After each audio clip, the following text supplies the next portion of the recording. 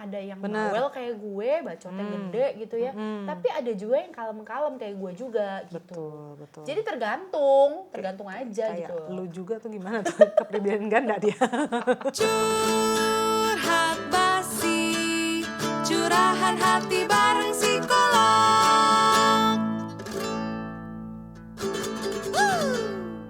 Kita lanjutkan nih pembahasan tentang penetapan 50 siswa dalam satu kelas untuk siswa SMA. Setuju atau tidak setuju? Tentu tidak setuju. Ya, kemarin kan udah dibahas ya, pasti kita tentunya nggak setuju ya, banyak resiko-resikonya. Cuman kita kan belum bahas nih resiko-resikonya apa.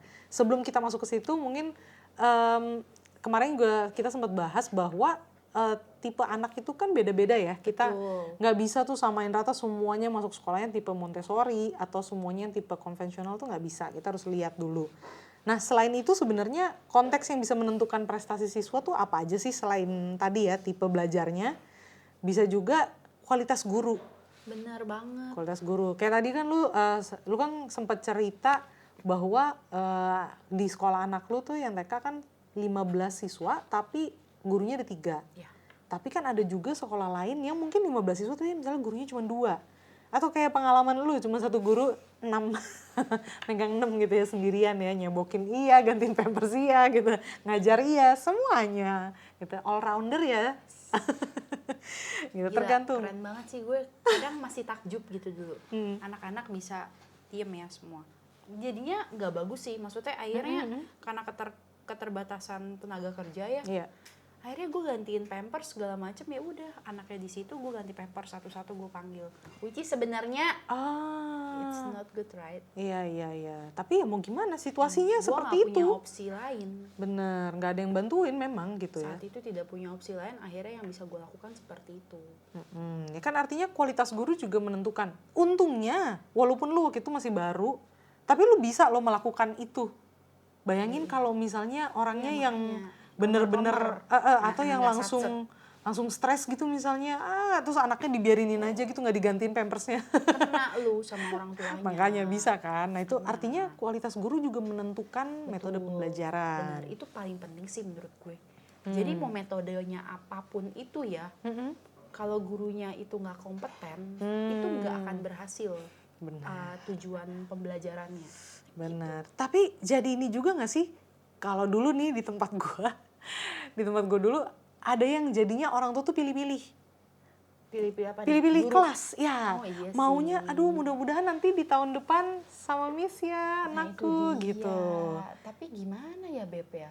Pemerataan standarisasi guru kita juga masih kurang oke nggak sih? PR berarti tuh buat siapapun yang ngurusin ini ya sebenarnya mungkin lebih ke kementerian nggak sih? Iya harusnya sih begitu, tapi ya kan? kita tahu sih Pak tidak semudah kita ngomong. Betul. Gue yakin lah, mungkin hopefully ya menteri-menteri kita aware dengan keadaan yang ada di Indonesia gitu. Benar. Ya, gimana pendidikannya. Nah cuma ya hopefully menuju Indonesia yang lebih baik lah nanti. Iya betul. Sebenarnya kita di season 1 udah pernah bahas. Ingat nggak waktu kita ngundang Susan? Waktu itu kita kan bahas tuh. Iya. Kan beliau itu juga waktu itu yang buat yang nggak tahu mungkin boleh dengerin di season 1 ya, ada di Spotify. Kita pernah bahas masalah pendidikan gitu kan. Gimana sih caranya? Ini kan masih belum rata nih masalahnya gitu. Pendidikannya, kompetensi guru-gurunya gitu. Sebenarnya mereka waktu sama menteri yang kemarin tuh kan sempat ada kerjasama untuk kayak gimana caranya semuanya ini menerapkan metode yang sama semua sekolahan gitu. Tapi ternyata kan dia waktu itu cerita keberatan atau kesulitannya adalah mindset orang-orang, mindset guru-guru. Masih ada mindsetnya yang nggak bisa nih gitu. Ya. Masih ada mereka yang masih tetap kekeh dengan mindset konvensionalnya. Iya, itu dia. Gitu. Dan zaman sekarang aja nih, gue juga saat ini masih kayak ada kerjasama memberikan konseling ke sekolahan gitu ya, sekolah swasta loh padahal gitu ya. Itu aja gue masih lihat guru-guru yang masih ngajarnya tuh nggak pakai PowerPoint, nggak interaktif, masih yang gurunya ayo baca buka buku halaman gitu, itu masih ada loh yang guys. Oh really? Masih. Gila, Masih. itu zaman gue banget dulu. Itu zaman dibacain, bukan ayo baca Dibacain. buku. Dibacain. Dibacain, Tinggal betul. digarisin kalau gue dulu. Betul Oh sekali. serius, sekarang masih ada? Ada yang kayak gitu gila, ngajarnya. sekolahnya kayak gue banget kayak. Bahkan gue tuh pernah lagi observasi, jadi gue memang harus observasi satu anak ini di kelasnya, lagi pelajaran tertentu. Gue malah bukannya fokus ke observasi anak, kayak gue jadi terganggu ngeliat cara ngajar gurunya. Karena gue ngeliat gurunya tuh kayak ya gitu, sebenarnya kewalahan. Dia cuma nulis doang di papan tanpa melihat apa yang terjadi di belakangnya. Dan itu ada siswa yang lagi malah main-main, terus malah ngebecandain temennya, ada yang gambar-gambar. Gue jadi terganggu karena mungkin gue merasa pengalaman gue dulu gue nggak bisa ya. Maksudnya gue tidak akan membiarkan anak-anak gue kayak gitu. Bisa-bisa dia nulis di papan tapi nggak merhatiin belakangnya tuh gimana. Apa yang terjadi sama siswanya gitu loh. Ternyata nggak semuanya nyatet kan. Ada aja yang ngapa-ngapain gitu. Itu bahaya banget ya. Zaman dulu banget tuh, dulu kayak begitu kan, papan dulu sepanjang, ada garisnya. Nulis, Bener. Lu nggak nulis udah keburu dihapus. Betul. Gue dulu kayak begitu. Nah, kebayang nggak kalau misalnya itu 50 siswa? Aduh, hancur sih. Maksudnya nggak bisa sih. Iya. Agak sulit. Mungkin bisa tapi agak sulit aja Iya, gitu. maksudnya pasti yang menyerap ilmunya nggak mungkin 100%. Dan gua rasa bisa jadi di bawah 50% tuh yang kayak gitu. Maksudnya di bawah 50% doang siswa yang bisa menyerap pembelajarannya gitu loh. Apalagi kalau metodenya kayak tadi, cuma nyatet doang gitu. Atau yang tadi lu bilang gurunya ngomong doang terus tinggal garis-garisin. Nggak Mungkin interaktif ya. Kegiatan itu mungkin nih ya, gue jadi tiba-tiba kepikiran kan. Bisa nggak sih kalau misal satu kelas besar, guru ngajarinnya seperti itu. Tapi nanti harus ada satu sesi di mana anak-anak dipecah jadi grup-grup kecil untuk bikin project yang relate dengan apa yang diajarin. Betul. Mungkin bisa nggak sih kayak gitu. Jadi bisa. Anak-anak itu yang mungkin yang gurunya sampaikan itu masuk kiri keluar kanan. Betul. Tapi dia tetap ada pembelajaran mandiri gitu loh. Benar. Pembelajaran mandiri dan dia nyerap dengan caranya dia sendiri. Kalau dia bingung, dia bisa tanya sama gurunya. Betul. Jadi memang kayak dulu ya, guru sebagai fasilitator ya. Betul. Nah, makanya konteks yang menentukan yang kedua adalah metode pengajarannya tadi. Jadi artinya kalau mau siswanya banyak, nggak bisa tuh kayak cuman yang satu arah gitu ya. Nggak bisa. Itu nggak bisa banget. Bener. Guru jadi bertindak sebagai kayak fasilitator. Tapi itu pun menurut gue nih, kalau misalnya pun mereka dibagi-bagi ke kelompok, katakanlah dari 50 siswa mau dibagi jadi 5 kelompok gitu misalnya. Artinya kan 10. Satu kelompok 10 siswa tuh. Ya kan? Itu efektif apa enggak? Atau mau bikin jadi lebih kecil, misalnya kelompoknya cuma 5. Tapi guru harus handle 10 kelompok. Betul, yang artinya kan sebenarnya nggak bisa satu guru, tetap harus ada 2 lah minimal kalau kayak Pilihannya gitu. 2. Betul. Tambahin guru atau tambahin waktu. Iya kan? Bener, tapi kalau misalnya tambahin waktu menurut gue juga nggak efektif. Gila loh, anak zaman sekarang aja pulang sekolah udah jam berapa, Beb? Iya, masuknya jam berapa? Apalagi katanya ya Jawa kan? Barat kan kemarin masuknya udah 6:30 tuh. Nah, untung anak gue jam 8. Makanya itu Terus itu luar udah biasa. udah menghabiskan waktu hampir setengah hari loh. Benar. Ya kan? Belum pulangnya, macetnya segala macam. Gila, kasihan banget itu anak. Betul. Kasihan banget. Gue aja tuh ya sekarang, sampai sekarang. Kemarin baru gue ngobrol sama mak-mak yang di sekolah anak gue kan. Anak lo les apa aja gitu kan. Ya, biasa lah obrolan ibu-ibu kan. Gue mah nggak ribet. Gue cuman bilang, gue cuman les piano, les berenang, sama tenis. Karena anak gue senang tenis. Sama yang cewek les dance karena dia minta. Dan memang direction anak gue masih berantakan dan hopefully dance bisa membantu ya. Nah, terus dia nanya nggak ngelesin pelajaran. It's a big no sih buat gue. Bukan apa ya, mungkin ya setiap orang tua punya pandangan masing-masing dan setiap anak pasti beda-beda ya. Kebetulan gue bukan ortu yang ambi banget sama nilai anak. Gue mau dia mengerti saja sudah gitu loh, nggak perlu sampai perfect score gitu ya. Nah, akhirnya ya, dan gue ngerasa kasihan anak gue kayak habis banget waktu untuk belajar, men. Dari masuk jam 8, gue harus ready anak-anak bangun dari 6:30 loh. 6:30 makan, mandi, bebenah, jalan ke situ jam 8, selesai jam 1. Jam 1 belum lagi kadang nyampe rumah udah mau jam 2 gitu. Anak gue baru kelas 1 sama TK. Gimana yang kalau kita tambahin ini itu, dan kalau ditambahin lagi jam belajar sampai jam 4 sore, Oh tidak, Iya, kasihan banget anaknya kasihan ya. banget bener-bener. Kayak hilang Karena waktunya. padahal sebenarnya kan apa ya, untuk menentukan anak ini juga bisa nanti pilih jurusan. Ini kan ngomongin SMA nih. Iya. Justru kan mereka harus lebih banyak explore di luar That's it. itu gitu loh, di luar jam pelajaran. Jadi sayang Sanggup banget. nggak sekolah menyediakan itu, bisa Betul. mengisi kebutuhan itu. Bener. Let's say oke, sekolahnya fasilitasnya gimana-gimana Betul. gitu ya. Tapi sorry to say ya Beb ya, banyak sekolah-sekolah yang fasilitasnya wow gitu ya, ada kolam renang dan Bener, lain-lain. ada sih. Tapi kenyataannya lu kalau mau berenang, satu dikenain tambahan biaya itu bodo amat lah gue ya, masalah duit urusan orang masing-masingnya. Cuman yang lebih gue nggak asik, menurut gue nggak oke adalah tuh fasilitas cuma dipajang doang tapi nggak digunakan secara maksimal. Anak-anak belajar berenang nggak di sekolah? Tidak, orang belajar juga paling sebulan sekali. Iya, Anak 50 bener. masuk kolam, apa nggak jadi cendol Kak? Cendol sih itu fix gitu. Iya sih, nggak mungkin ya, bener. Ngomongin bebenanya yang cewek-cewek rambutnya panjang. Aduh bener lagi, aduh bener banget. Dulu di tempat gue waktu ngajar, itu ada kolam renang. Dan bener, nggak bisa semua anak, padahal kelas gue cuma 25. Jadi itu dibagi 2 sesi, jadi... 2 sesi. Iya, 2 sesi. Jadi ada setengah siswa yang nanti ke perpus, setengahnya bisa berenang. Oh my God. Gantian, karena bener ukuran kolamnya nggak mungkin dong 25 masuk ke situ semua. Iya makanya Jadi cendol. pada lele di situ kan, lele pada ngumpul Cuman gitu. berendam doang, bukan Berendam belajar doang, berenang. bener, Lu nggak mau bisa apa belajar. ini? Senam air di situ, diem doang, satu tempat boleh.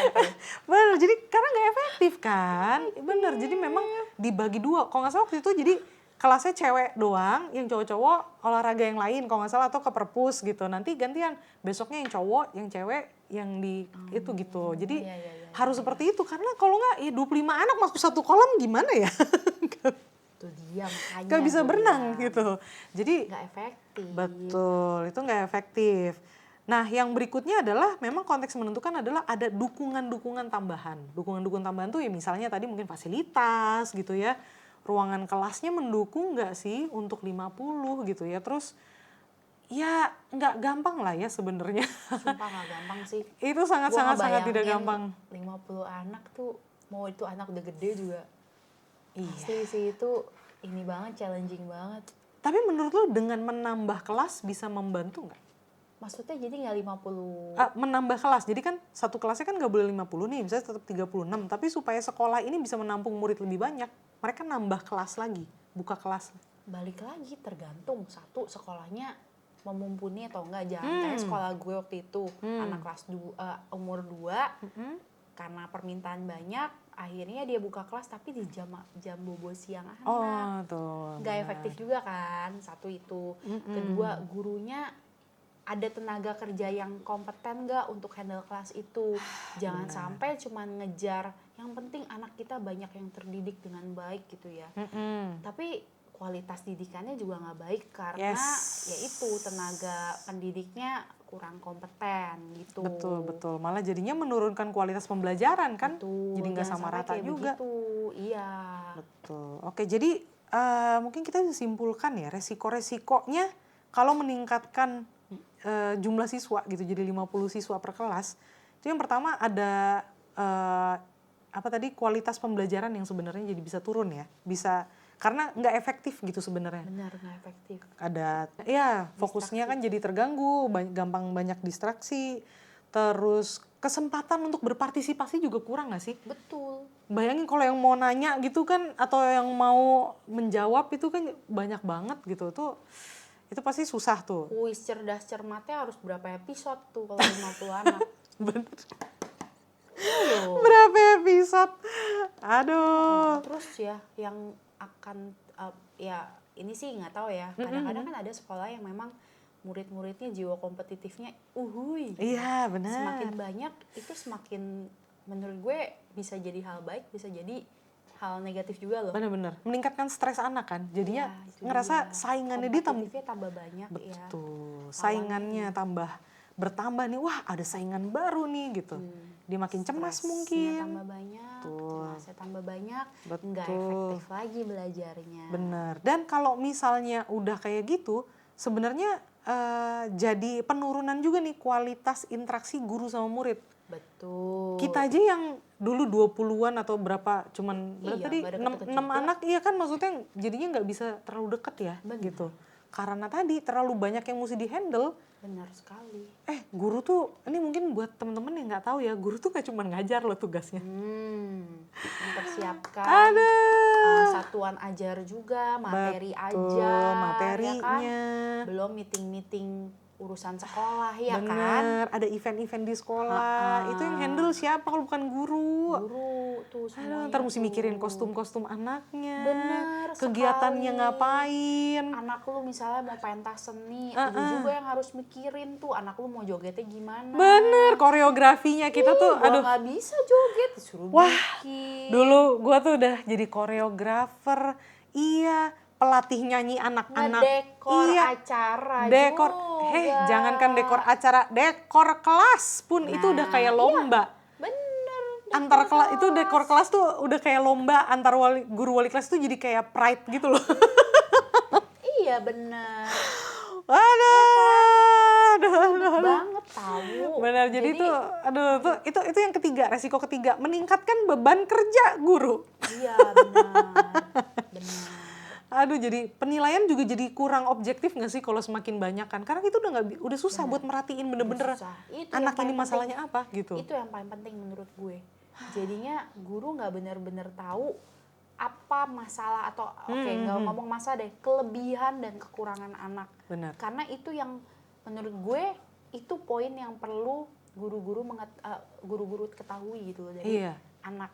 Kalau lu mau anak itu berhasil, menurut gue lu harus kenal betul ini anak karakternya seperti apa, dia butuhnya yang seperti apa. Iya betul. Kalau terlalu banyak gimana lu tahu dia butuhnya apa kan? Bener. Udah kayak jadinya kejar target aja Iya, gitu. ntar kayak itu salah satu temen gue yang mindahin anaknya ke sekolah anak gue nih, dia cerita anaknya dulu sekolah di sekolah yang besar. Ya, yang besar, ternama, bergengsi. Wih, mahal tebak pastinya deh lu. ya. Iya, tebak deh lu pada. Terus tahu nggak pas sambil rapot, selamat siang ibu, saya mamanya Nona gitu ya. Siapa? Nona. Siapa Nona? Loh? Sebentar. Oh Nona. Oh iya Nona. Iya jadi ini rapotnya ibu. Gurunya nggak tahu itu muridnya dia. Wow. Tapi gue nggak bisa menyalahkan. Ya. Siapa tahu memang itu yang tadi benar, iya. beban kerja. Bener. Si gurunya itu sudah segitu besarnya dan memang kelasnya mungkin besar, jadi dia tidak mengenal betul. Which is itu tidak baik. Iya tadi ya, jadi nggak efektif. menurunkan kualitas interaksi tadi antara guru sama murid bisa nggak saling kenal loh. Benar. Wah itu bahaya banget sih. Ada yang kemarin teman gue bilang mungkin nggak anaknya itu pendiam loh. Itu bukan alasan cuy. Bukan alasan. Bukan alasan. Anak tuh memang beragam. Ada yang bawel kayak gue, bacotnya gede gitu ya. Tapi ada juga yang kalem-kalem kayak gue juga gitu. Betul. Jadi tergantung aja kayak gitu. lu juga tuh gimana tuh kepribadian ganda dia. Iya. Jadi maksudnya nggak bisa dipaksakan. Justru ya lu sebagai guru ya harus bisa mengenal anak lu. Betul. Jadi bukan salah muridnya. Gue dulu pernah gue mengalami kesulitan untuk kayak gue pernah cerita dulu di episode di season 1 kalau gue tuh pernah ngerasain kayak gue susah sayang sama murid gue yang terakhir ini nih gitu di kelas gue ini. Dan waktu itu gue gue kayak konsultasi ke mentor gitu yang lebih senior, dia bilang ingat kalau misalnya ada masalah di kelas yang salah itu bukan muridnya. Yang salah itu pasti orang dewasanya, dia bilang. Karena ya benar, murid itu beragam. Mereka berasal dari keluarga yang berbeda-beda gitu kan. Daya tangkapnya beda, kemampuannya beda, kelebihan kekurangannya beda. Jadi kita yang harus sebagai guru, orang dewasa di situ yang harus bisa menggali mereka sebenarnya, memahami kebutuhan mereka. Oh dia kelebihannya di sini, kurangnya di sini. Berarti kita harus bisa menyesuaikan metodenya untuk menyampaikan. Nah bayangin kalau ini ada 50. Semangat Bu. Gue juga bisa bilang gitu sih. Jadi mungkin ada rekomendasi nggak nih menurut lo yang kalau ini mau diterapkan berarti harus apa? Apakah tadi yang mungkin lo sempat bilang apakah metodenya tadi berkelompok gitu atau ada metode lain kalau misalnya mau 50 siswa? Kalau dari gue sih sebenarnya kalau mau kayak gitu, artinya walaupun ini kelas besar ya SMA, berarti harus nambahin guru. Nah iya makanya pilihannya nambahin guru kan yang paling Betul. bener. Dan pastikan ruang kelasnya juga harus memadai ya ukurannya untuk memang 50 siswa. Karena kalau misalnya kelasnya sebenarnya buat 36 tapi dijadiin buat 50, itu kan sempit dong pasti. Kan dia harus perhitungan ada meja, ada kursi, ada locker gitu kan, ada meja guru dan segala macamnya. Nggak mungkin dong sempit-sempitan, itu kan membahayakan keselamatan ya. Jadi kalau menurut gue sih kalau memang mau bertambah banyak kayak gitu yang pasti berarti fasilitator artinya gurunya harus bertambah, ruangan kelasnya benar-benar harus memadai, pastikan yang duduk di belakang itu emang bisa benar-benar merhatiin penjelasan loh. Benar. Pakai mic misalnya, ada Nyanyi kameranya gitu mungkin, jadi yang di belakang mungkin bisa lihat layar TV gitu. Gila lu. Loh? Iya juga sih. Iya kan? Gue juga Sanggup nggak sekolahnya? Iya juga sih. Terus gue jadi kepikiran nanti kalau ujian gimana ya? Itu 50 anak loh. Maksudnya resiko untuk anak-anak ini untuk melakukan hal yang Kecurangan-kecurangan tuh sangat tinggi gitu loh. Dan itu bibit-bibit yang tidak baik loh. Bibit-bibit koruptor. Ya intinya itu. Jadi sebenarnya mau ini Ngomong gak enak gue. kasih tahu aja. Jadi sebenarnya ini mau dari TK ke SD ke SMP SMA, intinya itu tadi ya. Maksudnya lu bisa nggak, lu yakin nggak nih sekolah-sekolah ini siap gitu memberikan fasilitas itu. Artinya gurunya berarti harus ditingkatkan jumlahnya. harus Kompetensinya juga, disamaratakan. betul. Fasilitas juga ditingkatkan. Iya, kalau kayak tadi lu bilang sarannya abis ganjar terus dibagi ke kelompok-kelompok, berarti kan ruangannya juga harus gede dong. Ruangan harus gede dan ya itu guru juga yang tadi gue bilang pilihannya nambah guru atau nambah waktu, tapi gue nggak setuju nambah waktu belajar. Aduh janganlah, kasihan Mendingan lah. nambah guru ya kan. Iya, tapi kalau nambah guru kan artinya gini, dalam satu kelas misalnya dia ada 2 guru, kompetensinya harus sama dong. Betul. Kalau nggak nanti kelompok yang dibimbing guru A sama guru B nanti jadi beda. Itu dia makanya kan harus sama juga. Jadi coba mungkin lebih terbaik adalah pikirin dulu lah ya, matang-matang ya. Jangan buru-buru deh bun ya. Jangan buru-buru ketok palu. Jangan buru-buru. Coba. Nanti menyesal di belakang. Ya, penyesalan memang di akhir. Kalau di awal tuh namanya Pendaftaran. Bye.